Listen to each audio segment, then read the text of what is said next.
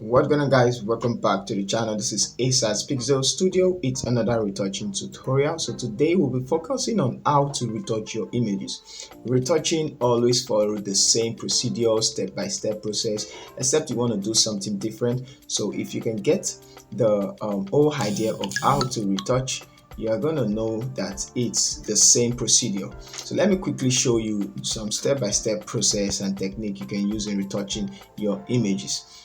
Okay, so now let's observe this image. We can see that the image needs the correct white balance. Are the white in the image white, or are the white another color? Take a look at the teeth. You're going to notice that the white in the image aren't white. Okay, so now let's get the white, the real white in the image. So for that, I'm going to grab the solid color adjustment. You can do this in the camera raw filter, but I just prefer the solid color adjustment layer because that adjusts the exposure and the saturation too. So I'm going to open up to the color picker, and then I'm going to select the teeth, which is supposed to be white in the image, and let's drag this one up a little bit and hit OK. Turn it back on and change the blend mode to divide. So let's take it up to divide. Now you can see the difference, this and this. Of course, we love the saturation it has before. So I'm just going to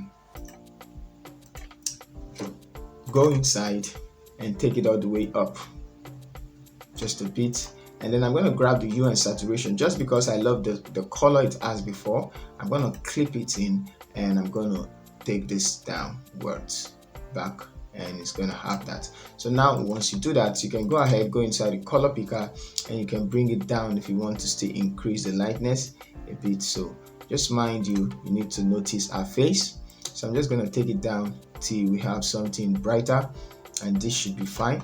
So I'm going to group these two together, which is the first step, acting like a white balance, and there we go from this to this. All right, so now we need to also bring back some colors on our face. So I'm going to grab the selective color layer and now go to the red, and I'm going to add some red,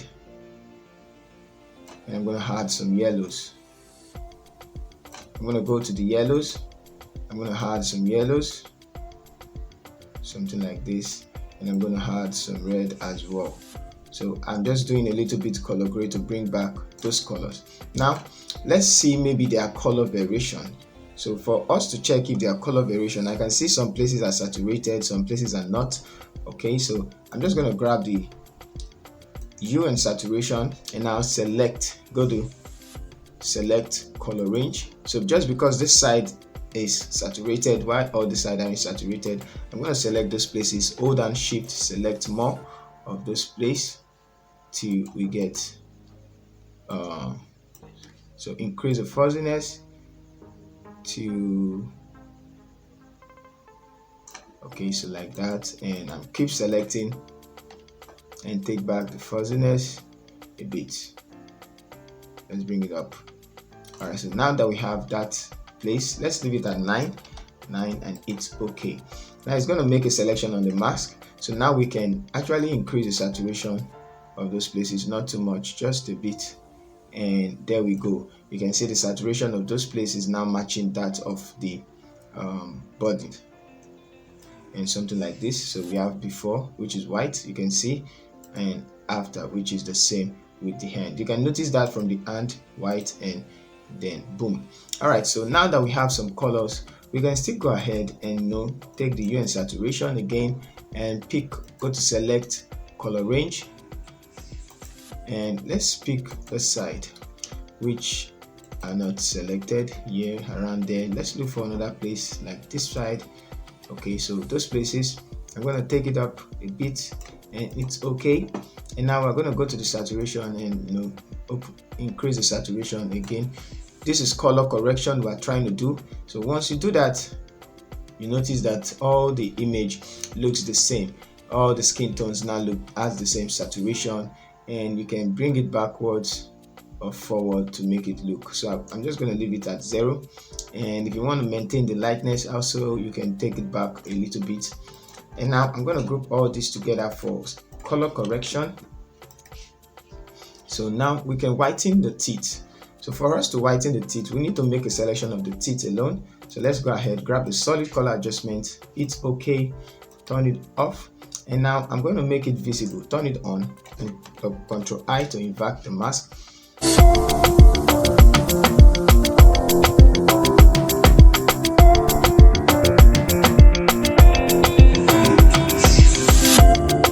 Do it like this.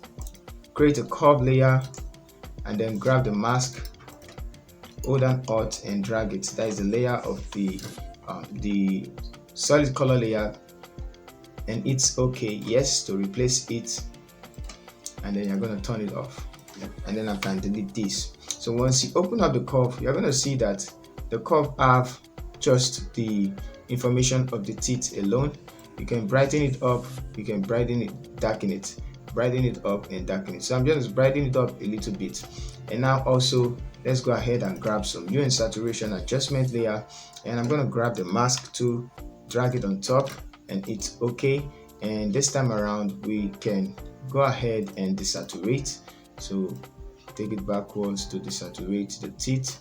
You can increase the lightness a little bit and keep taking it backwards till we have some white teeth. Now that is that. We can also go ahead and add some photo filter and choose a photo filter, cooling filter 82. Okay, so now grab the mask again and drag it on top and it's OK. So we have this one, and we can decrease the opacity like this. So we have our white teeth, as simple as that. Okay, let's say this is the white teeth we want. So you need to make it look the same with the teeth. Okay, now you can see that this is not also present in the eyes. We need to make it appear in the eyes, because the eyes too is also white. So just paint on the eyes with the foreground color white.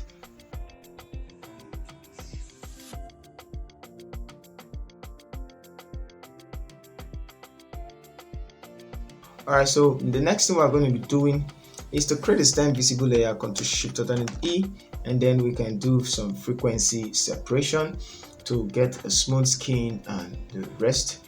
Okay, so now let's go Ctrl J twice, name this color, hit enter, name this texture, texture, enter. So we're separating the color and the texture layer. I'm going to group these two together, turn off the texture layer, select the color, go to filter, blur, Gaussian blur, and we're going to blur it, not too much. The higher you blur, the more texture you have. The lesser you blur, the less texture you have. So when do you use higher blur? You use higher blur when there are less blemishes, and you use lesser blur when there are more blemishes. That's rough, like rashes. Okay, so now she have a smooth skin. So I'm just going to go ahead, go to this place, and use this as an example. So I'm just going to take it up till we have something like this. I think this is enough, 3.4. So let's leave it at 4. 4 should be fine. Yeah, 4 when the face, details of the face. So something like this should be fine. 4.3. I'm going to hit OK. Select the texture layer, turn it on, and go to image, apply image. And this time around, I'm going to, under the layer, I'm going to choose the color, and blending mode should be subtract, because we have an 8-bit image, and then we have our texture. Scale to offset 128, it's OK. And now we can change the blending mode to linear light, and then we are back with our image. Now for the texture layer, you're going to use the clone stamp tool. For the color layer, you're going to use the mixer tool brush.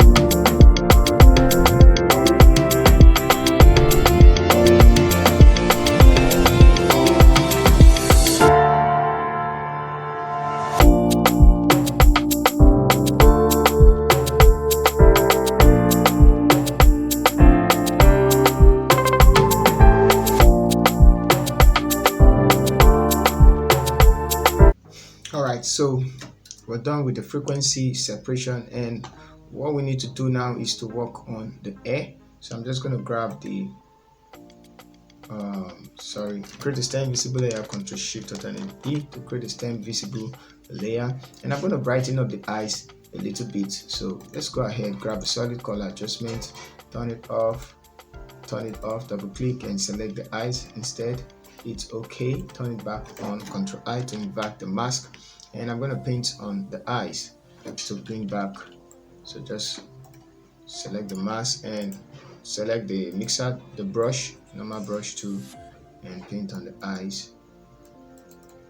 So something like that.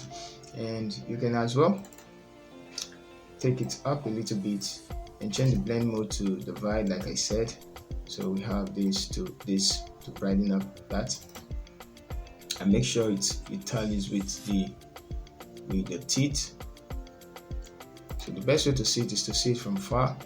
Okay, so that I'm gonna leave it, and also let's try and see how it is on the teeth. So select that, make it bigger, and yeah, it's too much on the teeth, so Ctrl Z. I'm just gonna do that separately, so Ctrl J, and go ahead, paint with black on the eyes to remove it, and now select Ctrl X, just hit X, and make sure this is up, it's okay, and select the mask, and we're going to paint on the teeth like that, so we can decrease the opacity of that one like that. Now once we do this, we can as well work on the air and make it white. So I'm just going to grab the solid color again and turn it off, double click to open up the color picker, select the air, which is to be white, and it will give us that color. It's okay, and turn it back on, change the blend mode to divide. Everything is going to go bright, don't worry, we need it at the air alone. So this is optional, you can do it if you like. So make it bigger, and just paint on the air. It's optional, like I said. So let's see how it looks. If it's not looking okay, we remove it, open it up, take it all the way up. It's just to make the image look bright. So we have this to this. So now that we have that, we can decrease the opacity a bit. Alright, so it looks okay to me. Let's grab the brush tool, hit X on the keyboard, and let's remove it from some places like that. And I'm going to make it smaller, X again, and just bring in some places. Let's try and see, maybe we can remove it from, okay, let's just leave it there. All right, make it white. I'm going to hide it from the head. So we have that. All right, so now we're going to create stem.